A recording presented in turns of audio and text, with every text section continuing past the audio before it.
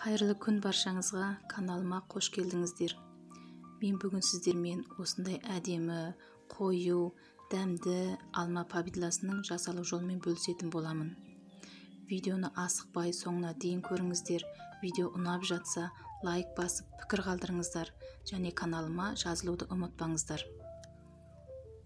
Біз алдымен осылай жуып тазаланған алманың қабығын бір бөлек, ішіндегі өзегін, құрт жеген, шіріген жерлерін бір бөлек әдемілеп аршып тазалап аламыз.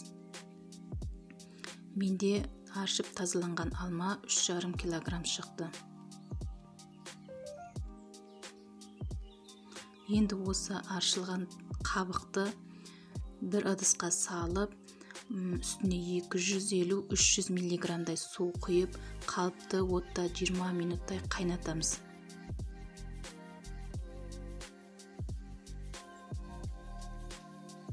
Сонымен қатар банкілерімізді деп алдын ала парлап дайындай береміз.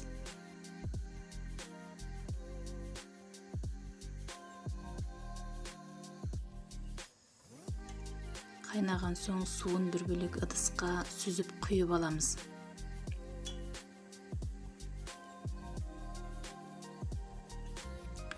Сосын жаңағы аршылған алмаларымызды ыдысымызға салып, оның үстіне қабықты қайнатқан суымызды құйып, ыдыстың қақпағын жауып, қалыпты отта алмамыз әбден езіліп, жұмсарғанға дейін қайнатып пісіреміз. Арасында араластырып тұруды ұмытпаймыз, өйткені күйіп кетуі мүмкін.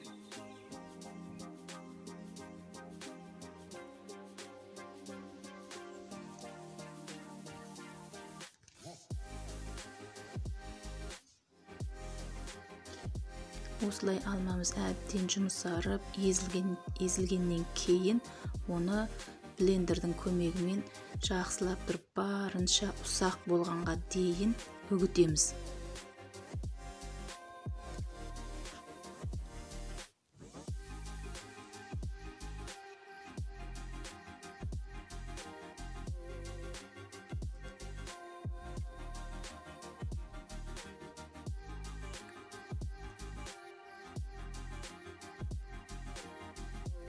Осылай барынша ұсақ қою болу керек, барынша майда болу керек. Сонда повидламыз әдемі болып шығады. Сосын қалағанымызша үстіне қант қосамыз және 1 шай қасық лимон қышқылын қосамыз. Мен 1 килограммға 500 грамм қант қостым. Яғни 3,5 килограмм алмаға 1,800 килограмм қант қостым. Сосын әбден жақсылап тұрып араластырып аламыз да, баяу отта 40 минуттай қайнатамыз. Бірақ үзбей араластырып тұруымыз керек. Өйткені повидла қою болғандықтан тез қарылып күйіп кетуі мүмкін. Шет-шеттерінде қырып түсіріп тұруды ұмытпаймыз. Ол да қарылып күйіп кетуі мүмкін.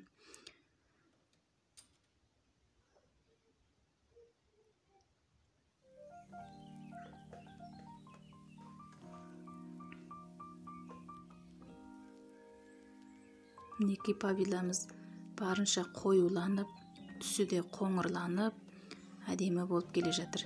Енді оның дайын болған болмағанын білу үшін 1 қасық повидланы құрғақ тарелкаға саламыз да, тарелкамызды ақырын көтеріп көреміз.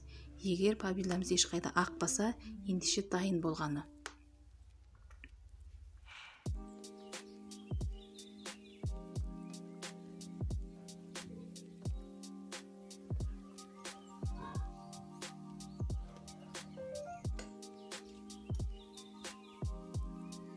Енді дайын болған повидламызды алдын ала парланған банкілерімізге құйып, қақпағын мықтап жауып, әбден суығанша күтеміз. Сосын қараңғы, салқын жерлерге сақтап қоямыз.